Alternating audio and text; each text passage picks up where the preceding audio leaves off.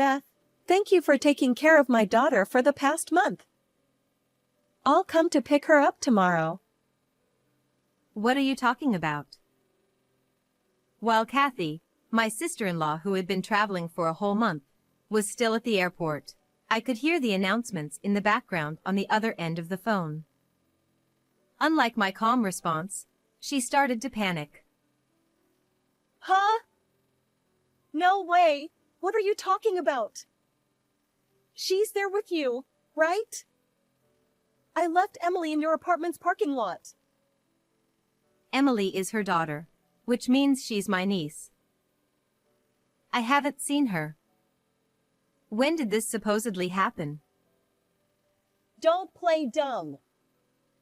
I sent you a message, so you must know. I didn't receive any messages. No way. That's impossible. Kathy, now in a panic, let out a high-pitched scream over the phone. What are you going to do about this? I left Emily with you. You have to take responsibility if something happens. After that, Kathy hung up and tried calling Emily's child's smartphone but couldn't get through, making her even more frantic. She called me back in a rush, shouting even more, so I suggested she go back home first. You know what? You're right. That's a good idea. She hung up and hurried back home, but what she found there was Steve, Emily, and me. Kathy mouthed wordlessly, seemingly wanting to ask why the three of us were together. Kathy, I've heard everything from these two. What? Hearing Steve's words, Kathy was taken aback and turned pale. My name is Beth. Until a few years ago, I worked in an office. At the age of 40, I decided to go independent and started working as a freelance illustrator. With my income increasing, I now live alone in an apartment. My work is mostly done from home, and I only go out occasionally for groceries or meetings with clients. I'm not married and don't have a boyfriend, but I'm still satisfied with my life. Friends sometimes ask if I get lonely, but I've never thought about it that way. I'm more fulfilled by my work, so I don't plan to look for a partner in the future. I do worry a little about my old age, but I think I'll deal with that when the time comes. In that sense, I sometimes surprise myself by how optimistic I am. Today, after finishing the deadline for one illustration, I took a short break at 3 p.m. and looked at the calendar. Then I suddenly realized that my brother's birthday was just around the corner. My brother, Steve, who is 5 years older than me, works as a salesman for a major publishing company and often goes on long business trips. As a result, he sometimes brings me souvenirs from his trips. Last month, he casually stopped by my place with some souvenir cookies, so I invited him in and made coffee, and we ate together. You don't need to bring me anything. You should buy more for Kathy and Emily. But I have to come to see you sometimes, too. I don't want you to collapse or something. Whether it's overprotective or just caring, that has always been one of my brother's good traits. Kathy and Emily are Steve's wife and daughter, respectively, making them my sister-in-law and niece. Although I never tell Steve, I find Kathy a bit hard to deal with. She's very cheerful, always stylish with her nails and trendy fashion, and gives off a very glamorous impression. There's nothing wrong with that, and I don't mind it much, but she always seems to look down on me for being single. Even during a family gathering at Christmas, when she found out I didn't have a partner or even a boyfriend, she laughed out loud. Hey, do you think you're so young and beautiful that you can put off marriage? Do you even know what a marriageable age is? I believe marriage and relationships are personal choices. I don't think everyone needs to have a partner.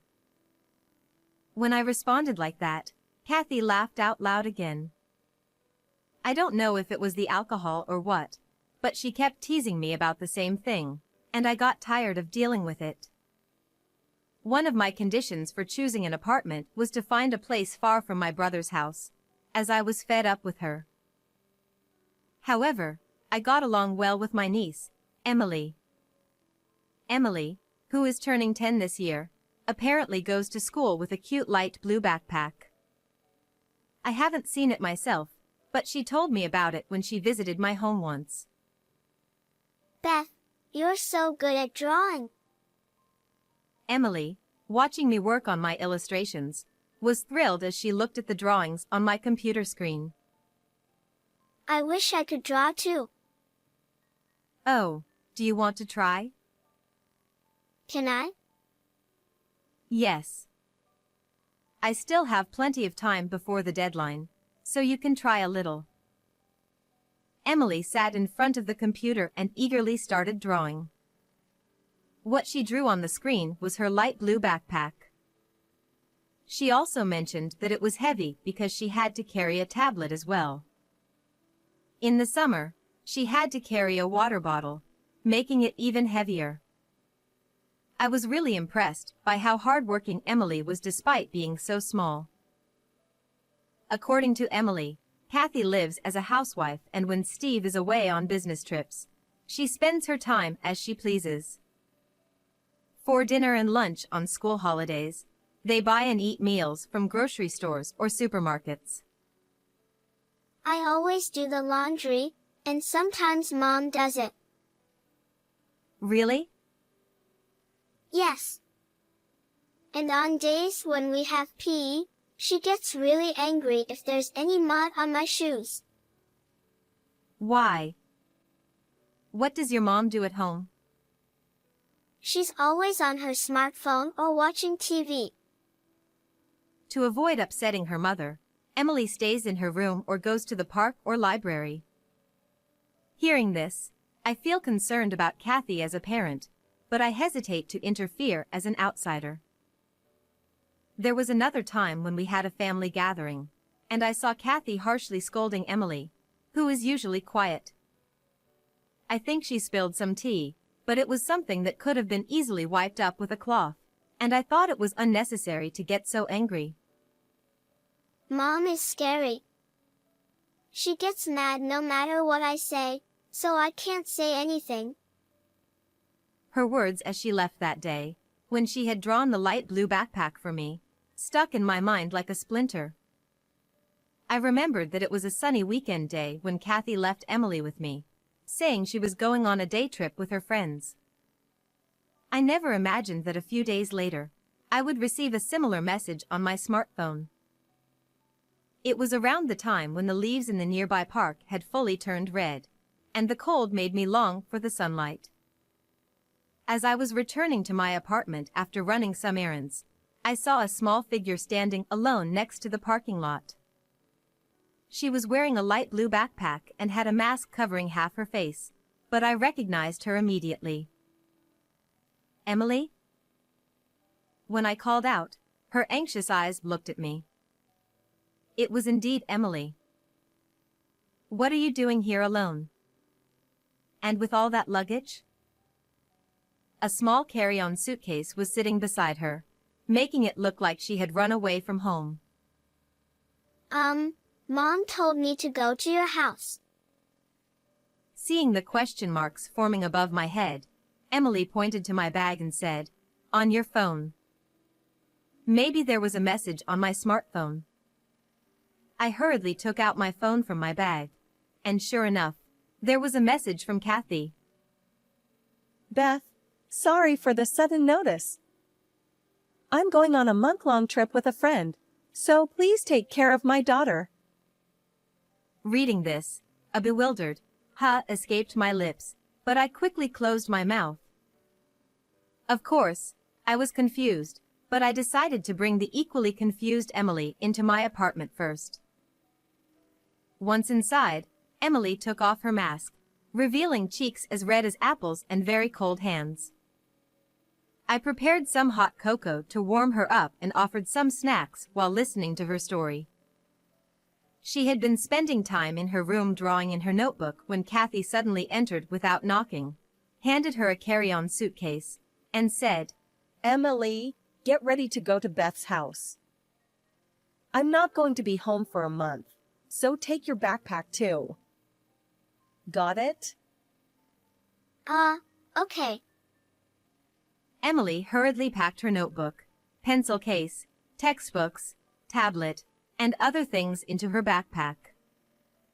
Meanwhile, Kathy was on the phone with someone, sounding very excited. Really? That's great. Hey, wait a minute. You're already drinking? That's too early. Her cheerful voice echoed through the house, sounding very different from her usual self. Emily covered her ears as she heard her mother's laughter from downstairs. After the call ended, Kathy returned to her usual voice, put Emily and her luggage into the car, and left her at that place. When Emily got out of the car, Kathy said, I'm leaving you with Beth for a month, so be good. And told her to wait there. Emily had been waiting for me under the cold sky. Thinking about how she could catch a cold, I felt a surge of anger. But does my brother, I mean, your father, know about this? I don't think so. Mom doesn't seem to communicate with Dad much, she said while munching on chocolate cookies. Seeing crumbs on her cheeks, I thought it was cute, but also felt it was wrong not to inform my brother about the situation, so I decided to call him later. Beth, I don't want to stay with Mom anymore, Emily suddenly said while staring at the edge of her juice cup. She had a troubled expression that was unusual for a 10-year-old girl, who had been happily eating cookies just moments ago. Why? Because Mom gets angry easily, throws trash cans at me, and I hate it. She throws trash cans? Even when I haven't done anything wrong. She tells me to get out of the way and throws things at me.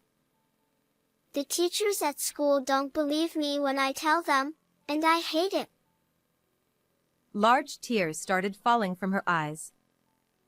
She continued crying uncontrollably, and I spent the time soothing her and offering tissues until she calmed down. It was clear that what was happening to her was not normal. I decided to call Steve and see if he could come back. I stepped away and operated my smartphone out of Emily's sight, planning how to explain the situation to my brother. An idea came to me. All right, this should work, I whispered and called my brother. What? Emily is. Yeah. What's going on? He sounded quite shaken, his voice trembling slightly as he listened to my explanation. At first, he tried to dismiss it as a joke, but he eventually believed me and listened to the whole story. When I shared my plan, Steve agreed and said he would help by adjusting his work schedule and taking time off. Okay, please. I'll take care of Emily. I hung up the phone, deleted the message from Kathy, and returned to the living room, wondering if Emily had calmed down. I decided to treat her to something nice for dinner tonight, thinking about what to make as I took one step at a time back to her. Although Emily's school is a bit far from here, I explained the situation to the school, and they arranged for her to take the bus. This should make it easier for her to carry her heavy backpack with the tablet. I planned to bill Steve later for the bus pass, and I continued working from home as usual during the day. Emily wasn't enrolled in any after-school activities or programs, so she would come home after school and do her homework. Beth, can you check my homework? I was surprised, thinking that the teacher would normally do that, but Emily explained it wasn't the case. My classmates all have their moms check it. I did mine by myself. Realizing just how self-centered Kathy was, I picked up the red pen. After finishing grading her worksheets, it was time to prepare dinner. Whenever I went into the kitchen, Emily would follow me, eagerly indicating with her eyes that she wanted to help. Tonight we're making meatloaf. Could you start by peeling the onions? Sure. Emily quickly peeled the onions and followed my cooking instructions efficiently. I wondered where she had learned to cook but didn't have time to ask as we quickly finished making the meal. As these daily routines continued happily, a month passed in no time. Anticipating it was about time, I looked at the calendar, and sure enough, my smartphone rang with a call from Kathy. Beth, thank you for taking care of my daughter for this past month. I'll pick her up tomorrow. What are you talking about? I replied calmly. Having been on vacation for a month, Kathy was still at the airport, as I could hear announcements in the background. What do you mean? I left Emily at your apartment, so you must know where she is. I haven't seen her. When did you supposedly leave her here? Don't play dumb. I sent you a message, so you can't say you don't know. I didn't receive any messages. Are you sure you didn't leave her with someone else? That's impossible. I know I left her with you. Kathy, clearly panicking, started screaming on the phone. How could you do this? I left Emily with you. You better take responsibility if anything happens to her. I'm calling Emily now. She angrily hung up after shrieking and then called back again, still yelling. She had tried calling Emily's child phone but couldn't reach her, causing her to panic even more. Kathy, maybe you should go home and calm down. You're right. That's a good idea. I'm going home. As she was about to hang up, I overheard her arguing with another person, seemingly a man, but I couldn't make out the details. The room fell silent again, like the calm before a storm. Eventually, when Kathy returned home, she rushed down the hallway with loud, heavy footsteps. As she opened the door and entered the living room, her face, previously contorted in fury with hair disheveled like a demon, suddenly turned pale upon seeing Steve, Emily, and myself gathered there. Kathy seemed to want to say something, her mouth opening and closing in shock, but no words came out. Steve spoke up. Kathy, I heard everything from these two. Also, the phone call earlier. What? Kathy replied. I put the phone on speaker so everyone could hear. It seemed easier for the conversation we need to have. By the way, Emily's smartphone was turned off, so it was natural she couldn't be reached. What were you thinking, doing something like that? Kathy exclaimed.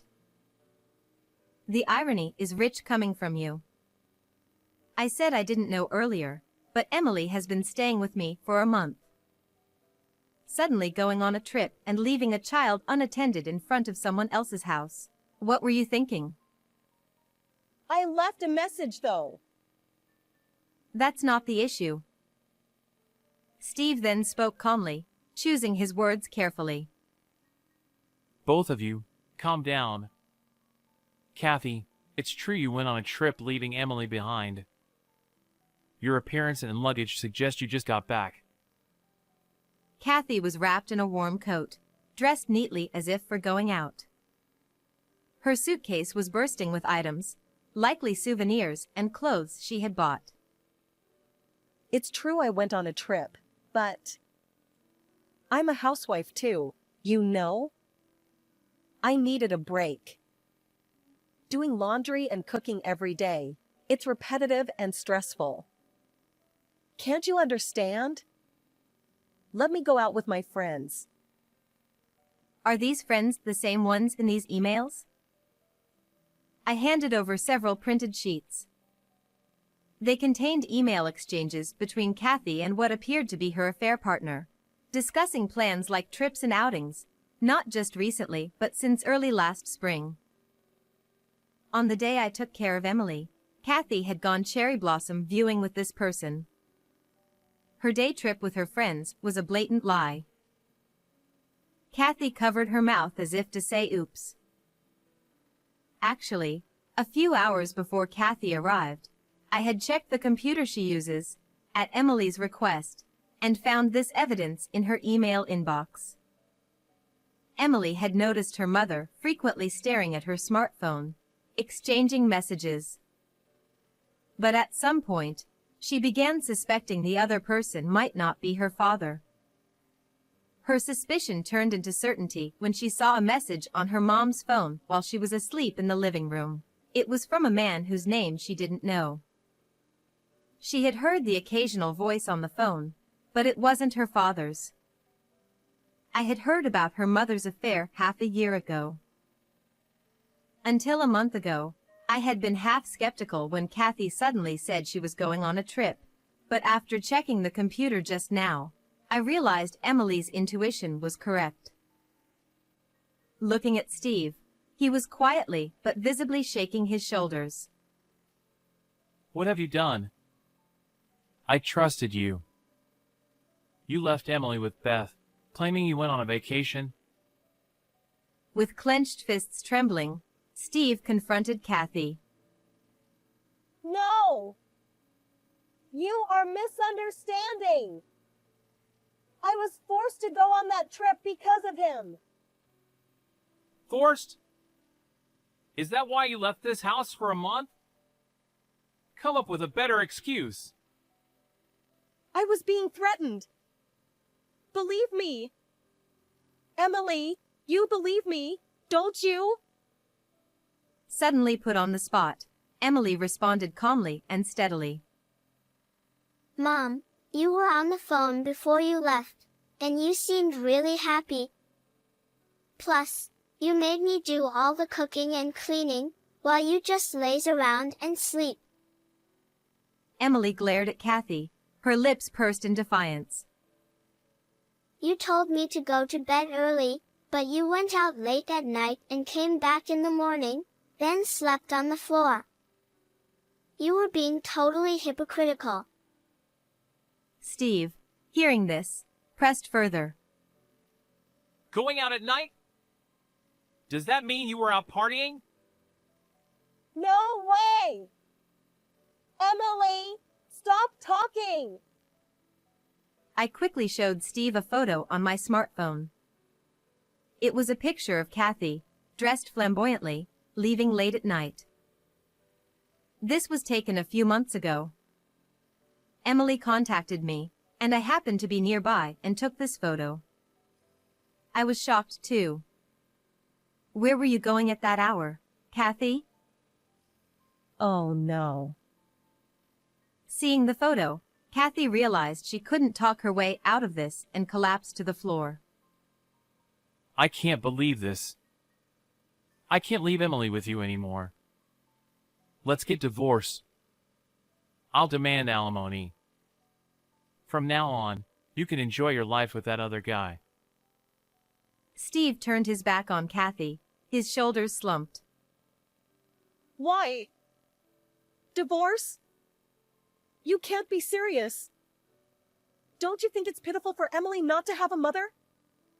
What about Emily? Hey, help me, Emily. No. Absolutely not. I'd rather have Beth than a mom like you. It felt embarrassing to see her begging her own child.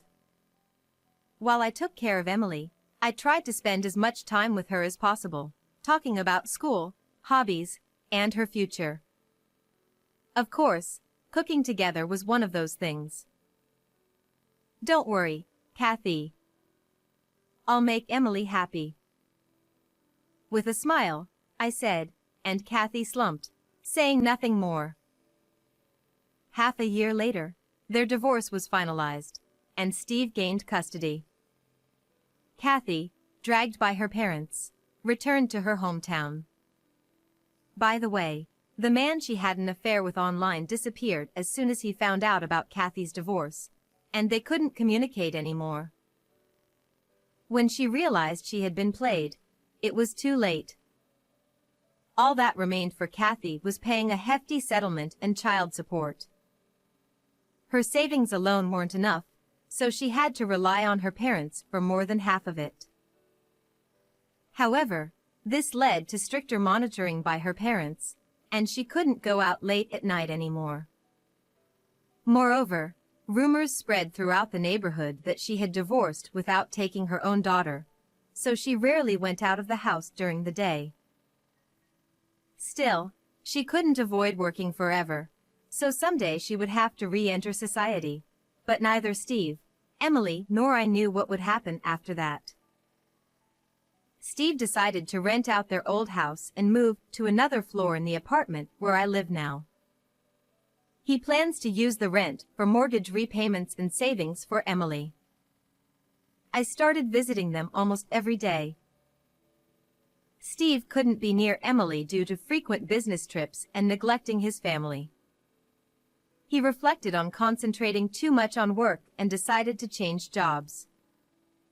It must have been tough to switch careers in his 40s, but his sales performance was outstanding, and his communication skills were high. It wasn't surprising he received job offers from 2 or 3 companies and started working at one of them. I didn't know Steve's abilities that well, and I was surprised, but he had always preferred field sales at his previous company and gently declined promotion talks. I didn't find it interesting to stay on the same floor of the same company all the time. For that reason? But the new job is fully remote, right? That's right, but I think it's interesting to talk to various people. And above all, being with Emily is the best. Emily still carries a light blue backpack and goes to school. Moving changed her school district, and Emily had to transfer schools. She must have been sad to say goodbye to her close friends and teachers, but surprisingly, she seemed calm and even enjoyed her new school life. Emily, are you used to your new school? While cooking dinner together, I asked, and Emily chuckled softly. Yeah. I made a friend in the next class. Already? That was fast. Emily nodded shyly. Yeah, I'm going to her house next time to make meatloaf. That sounds fun. Yeah. Seeing her smile brightly like a flower in bloom, I couldn't help but smile too. Her dream for the future is to open a restaurant. Even though she's only 10, I think it's great that she already has such a solid dream. Emily told me the reason. That friend is like me. Her mom doesn't cook for her, so she cooks herself. That's why she said she wants to cook for people who don't have someone like us to cook for them. I see. I want to be like that too. So we're practicing making meatloaf. Her innocent smile briefly stirred my heart, leaving me with indescribable feelings, but I quickly put on a smile and said, "That's great. Emily's meatloaf will be delicious. I hope many people get to taste it." Hee hee. Right now, looking ahead, Emily seemed brave and shining brightly. Her dream won't end as just a fantasy or a delusion. I'm looking forward to the day when Emily grows up and opens her own restaurant. How did you like this story? Please subscribe to the channel too. Well then, let's meet again in the next video.